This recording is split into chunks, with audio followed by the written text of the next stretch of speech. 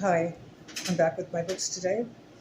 I'm going to start with In the March of Chess Ideas with Anthony Sadie. An international master explores what has captivated millions of people about the royal game since ancient times. In chapters on 13 great players and their best games, from Botvinnik, The March of Science, to Kasparov, The Rebirth of Creativity. Sadie links the two poles of chess thought, the technical and the creative, along the questions answered in the March of Chess Ideas are: why was the brilliant Nicole Toll accused of being a musician? What was the secret that helped Spassky become world champion? Is Bobby Fischer afraid of chess? And what was Kadyrov's fateful limitation? Here are the ideas of the great chess players, including Bronstein, Kurz, Korchnoi, Petrosian. I don't read Russian very well. And a few other players. For its illumination of chess thinking, the March of Chess Ideas is designed to become a chess classic in its field. Anthony Sadie was an American Open champion in 1967 and 1992. While working as a physician in Los Angeles, he always gravitates back to his first love, the royal game. He is co-author of The World of Chess. And this is a great book to read. And then we have How to Play the Sicilian Defense. This is a first edition. It says, it is much more important to understand an opening than to know long strings of moves by move variations. The Sicilian defense, 1p-k4, p-qb4, is the most popular defense to the king's pawn opening. Over 25% of the master's chess games are Sicilians, which reflects the facts that the Sicilian defense is black's most successful method of combining 1p-k4. This book explains the ideas behind the Sicilian defense and gives the reader many useful rules of thumb as a guide to playing all the standard types of positions that arise in the Sicilian. Any player who reads and understands the ideas explained in this book will be assured scoring many more points in the Sicilian defense games. And it's a first edition. It's in great shape. Underneath this dust cover, it's got the gold leafing. And it's a beautiful book.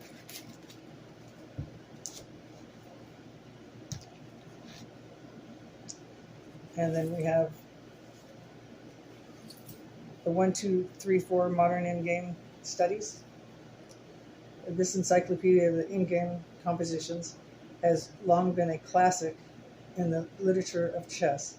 It has illustrated and given pleasure to thousands of chess players, and its newly revised edition will challenge and entertain thousands more. The artistic compositions plus 24 in the appendix demonstrate when to sacrifice, how to force mate, and most important, how to end a game as cleverly and as economically as possible. These skilled and often astonishing endings were composed by some 200 chess experts and include many favorites examples,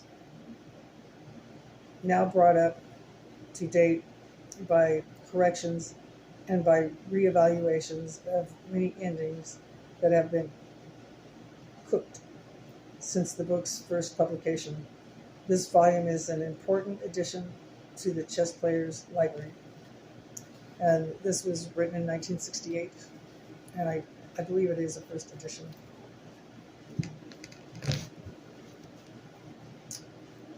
And then we have the complete openings, and it is a first edition.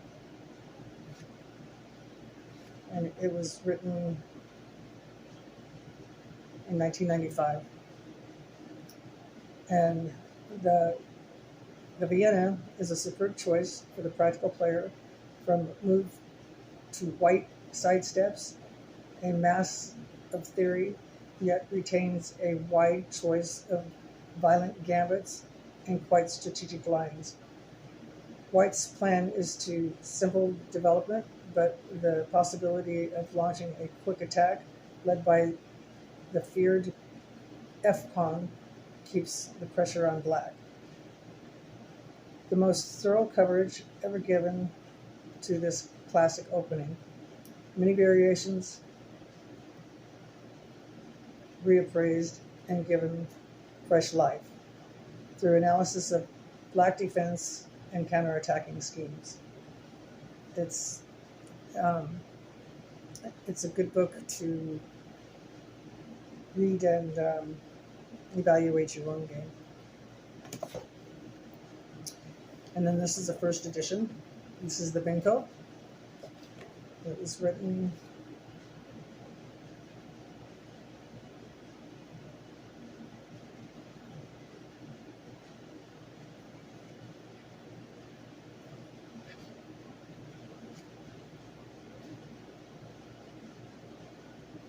I'm missing it.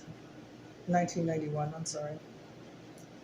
The Binko Gambit is a positional pawn sacrifice which aims to achieve lasting pressure on the queen side. Has survived the rigorous of 2 decades of tournaments plays to remain one of black's most successful defenses to 1d4 Indian international master and trainer. Has himself gained much success with the Binko. His survey of current theory explaining key ideas and including 77 complete illustrated games, which will prove valuable both to club and tournament players, which is obviously a good book. And then, let's see.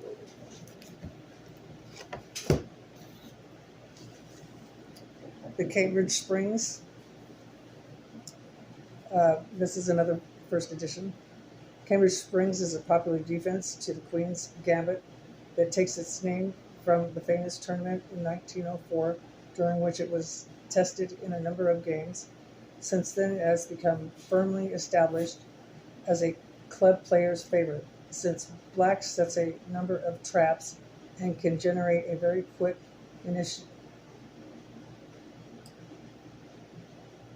innovative if white fails to respond precisely. Several world championships have used the Cambridge Springs, most notably a clean and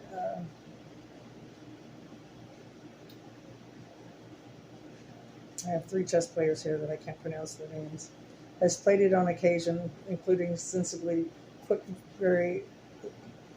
Karbov in 1985 is currently has a good theory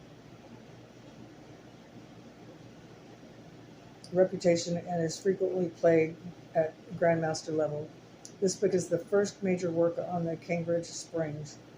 The authors combined through research with a wealth of original material to offer comprehensive coverage of this combative system, while the main body of the book deals with the Cambridge Springs itself. Is also offers black a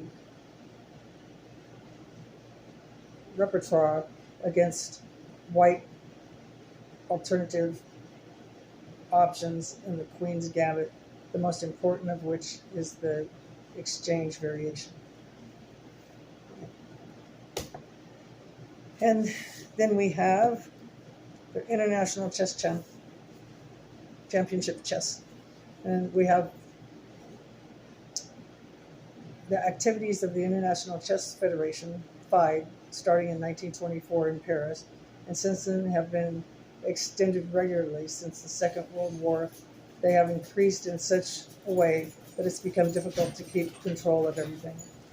At Paris in 1924, a team tournament was held between more than 10 countries, and at the same time, a tournament for the Amateur World Championships took place. This last mentioned event was only repeated in 1928 after the FIDE rightly abandoned this kind of competition, as it became clear that in chess, the line between amateur and professional could not be drawn in a fair and proper way. In the years between the two world wars, the team tournaments were held at intervals of 1 of the 2 years, depending upon circumstances, such as the organization of other activities in the chess world. The number of participating teams were gradually growing, and in Buenos Aires, 1939, a record of 27 was reached. After the war, FIDE took over the regulation of the individual world championship, the highest honor in chess, and then continually developed new activities. To mention a few: the Ladies World Championship, the Ladies Team World Championship, Junior World Championships, Students Team World Championships, etc. And the end of it still is not in sight. This is a really good book.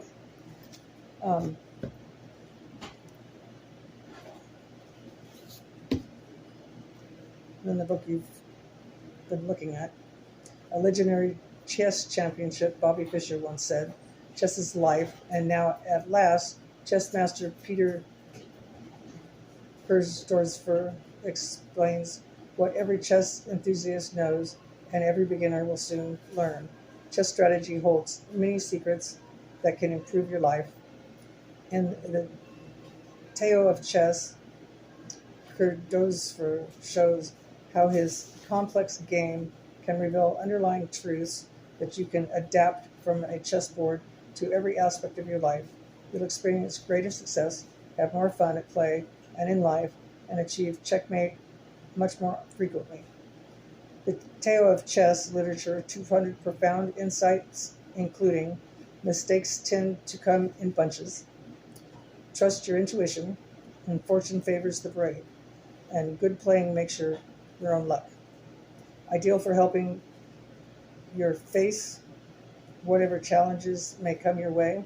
The Tao of Chess is your official strategy guide to the end game and to the game of life. I want to thank you for letting me into your home today and listening to some of my books. I'll have some more books for you tomorrow. Thank you.